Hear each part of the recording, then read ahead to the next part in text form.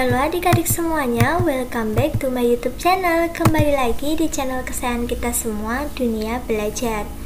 Seperti di judul, kakak akan membahas soal dan jawaban belajar di TVRI untuk kelas 5 dan kelas 6 SD hari Rabu 10 Maret 2021.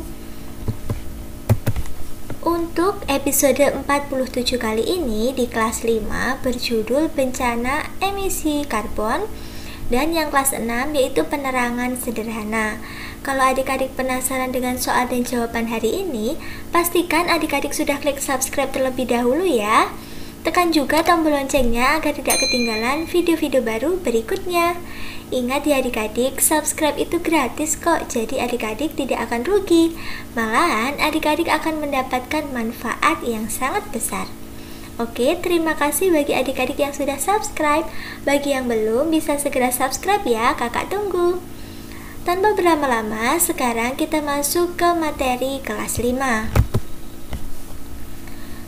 Untuk sinopsis atau ringkasan materi di episode 47 kali ini adalah Kak Evan akan mengajak kamu mengenal bahan bakar energi fosil, terutama terkait pembentukan, pemanfaatan dan dampak yang ditimbulkan. Pada bagian numerasi, kamu akan lebih mendalami operasi pecahan dan desimal yang berkaitan dengan subtema bahan bakar fosil. Proyek akhir minggu ini membuat informasi grafis tentang pembentukan bahan bakar fosil.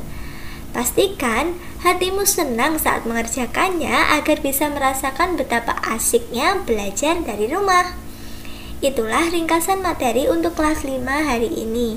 Untuk muatan dan materi pembelajarannya seperti literasi, numerasi, serta penguatan karakter tidak perlu ditulis ya adik-adik. Langsung saja adik-adik bisa menulis soal dan jawabannya saja. Untuk soal yang pertama yaitu sebutkan ciri-ciri kalimat fakta. Jawabannya, yang pertama, kalimat fakta dapat dibuktikan kebenarannya. Yang kedua, berisi data-data yang sifatnya kuantitatif, biasanya berupa angka, dan yang kualitatif berupa pernyataan dari seseorang yang dapat dipercaya.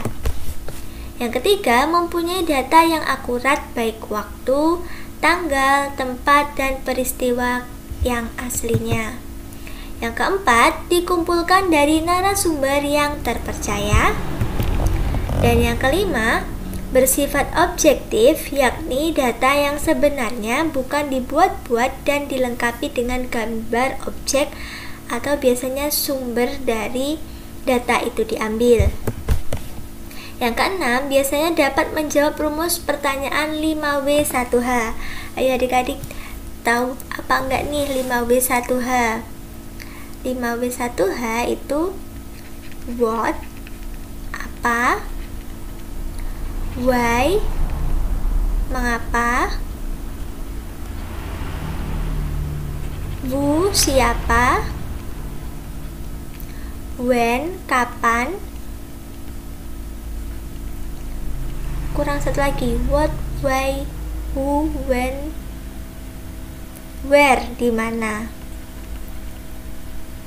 Ya, ini di mana, dan how, bagaimana.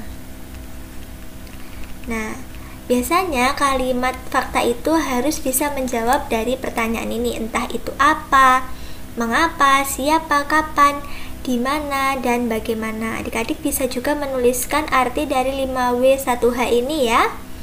Oke, itulah ciri-ciri kalimat fakta. Sekarang kita masuk ke soal yang kedua. Ternyata ada G sampai H nih adik-adik. Yang G menyatakan kejadian yang sedang atau telah pernah terjadi, dan yang H informasi berasal dari kejadian yang sebenarnya. Misalnya nih, ada kalimat berita tentang kebanjiran di suatu daerah, ada tanggalnya, ada harinya. Nah, itu biasanya memuat kalimat-kalimat fakta. Soal yang kedua, sebutkan ciri-ciri kalimat opini. Jawabannya, yang pertama, tidak dapat dibuktikan kebenarannya. Jadi kalimat opini ini adalah kebalikan dari kalimat fakta. Yang kedua, bersifat subjektif dan biasanya disertai dengan pendapat, saran, uraian yang menjelaskan. Contohnya nih, ada kata-kata menurut saya kejadian itu gini. Nah, ada kata menurut saya itu termasuk pendapat dan itu dinamakan dengan kalimat opini, bukan yang sebenarnya. Yang ketiga, tidak memiliki narasumber. Yang keempat, berisi pendapat tentang peristiwa yang terjadi seperti yang kakak katakan tadi ya. Menurut saya, peristiwa itu seperti ini. Yang kelima, menunjukkan peristiwa yang belum pasti terjadi atau terjadi di kemudian hari. Biasanya diawali dengan kata mungkin, bisa jadi, seperti itu ya adik-adik. Yang selanjutnya, merupakan pikiran atau pendapat seorang maupun kelompok. Informasi yang disampaikan belum ada bukti yang jelas seperti gambar ataupun grafik seperti itu. Dan yang terakhir biasanya ditandai dengan menggunakan kata-kata bisa jadi, sepertinya, mungkin, seharusnya, dan sebaiknya. Nah, itulah ciri-ciri dari kalimat opini. Kalimat opini merupakan kebalikan dari kalimat fakta. Jadi, setelah adik-adik mengetahui ciri-ciri ini, semoga adik-adik bisa mencari nih di suatu bacaan mana yang kalimat fakta dan kalimat opini. Oke, untuk kelas 5 cukup sampai sini dulu ya. Sekarang kakak masuk ke materi kelas 6. Untuk sinopsis atau ringkasan materi kelas 6 kali ini adalah ketika Rio asik belajar, lampu tiba-tiba mati.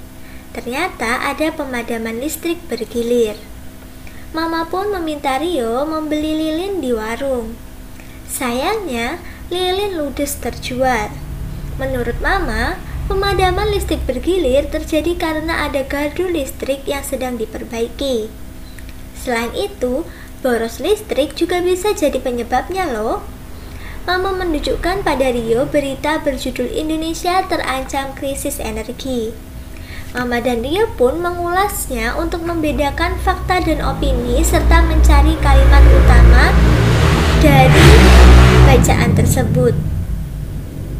Untungnya listrik kembali menyala. Rio bisa mengerjakan PR lagi dan ia berjanji ingin menghemat listrik mulai dari sekarang. Adik-adik juga harus bisa menghemat listrik ya. Itulah ringkasan materi atau sinopsis untuk kelas 6 hari ini. Untuk muatan dan materi pembelajaran seperti literasi, numerasi, serta penguatan karakter tidak perlu ditulis ya adik-adik. Langsung saja adik-adik bisa menulis soal dan jawabannya. Untuk soal dan jawaban yang pertama, cermati kutipan teks berikut ini. Yang pertama, kekeringan yang melanda sejumlah daerah di Indonesia mulai berimbas terhadap proyeksi produksi pangan tahun ini. Pemangku kepentingan di beberapa wilayah menilai penurunan produksi pangan tahun ini pasti terjadi. Akibat kekeringan dan banyaknya yang gagal panen, produksi gabah akan berkurang. Saat ini terdapat 820 hektar lahan persawahan di Pangandaran, Jawa Barat yang telah dinyatakan gagal panen atau puso. Hal ini mengakibatkan banyak petani mengalami kerugian yang tidak sedikit. Nah, di sini kalian harus mencari kalimat fakta dalam teks tersebut. Nah, tadi gimana adik-adik yang kelas 5? Nah, tadi di kelas 5 kakak membahas ciri-ciri tentang kalimat fakta dan opini. Bagi adik-adik yang kelas 6, bisa lihat dulu ya ciri-cirinya, bisa ditulis juga. Nah, sekarang kita kerjakan bersama-sama bagi yang sudah melihat. Untuk jawaban kali ini kita lihat nih di kalimat yang kelima dulu ya. Hal ini akan mengakibatkan. Nah, ini kan ada kata akan. Jadi kalimat itu belum tentu terjadi. Jadi kalau yang belum tentu terjadi itu adalah kalimat opini. Jadi 5 pasti salah ya adik-adik. Kita lihat di ABC yang ada 5-nya, kita coret ini pasti tidak atau pasti salah. Nah, di sini di A, B, dan C itu tidak ada nomor 5 dan tidak ada nomor 3. Jadi 3 pasti salah. Kita coret ya. Tinggal 4, 2, dan 1. Lanjut ke nomor 4 ya. Saat ini terdapat 820 hektar lahan persawahan di Pangandaran, Jawa Barat yang telah dinyatakan gagal panen. Nah, lihat nih adik-adik, ada luasnya, ada daerahnya, berarti ini merupakan kalimat fakta. Nah, jadi nomor 4 ini betul kalimat fakta. Di ABC yang tidak ada 4-nya adalah yang A, jadi A pasti salah. Nah, ini tinggal 4 dengan 1 atau 4 dengan 2. Kita lihat yang nomor 2 ya adik-adik.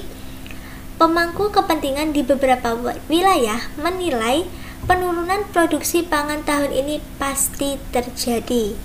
Nah, ini dilihat ya adik-adik, ini masih menilai, jadi belum tentu, dan ini masih angan-angan pasti terjadi. Jadi ini adalah kalimat opini, jadi 2 pasti salah, yang ada 2-nya salah. Jadi jawaban yang benar adalah yang B, 1 dan 4. Kalimat faktanya ada di kalimat 1 dan 4. Gitu ya adik-adik cara mengerjakannya. Lanjut ke soal yang kedua. Berikut ini adalah diagram yang menunjukkan jumlah panen yang dihasilkan di Desa Sukarukun pada tahun 2017 dengan total hasil panen keseluruhan mencapai 400 ton. Nah, adik-adik disuruh mencari berapa persen semangka,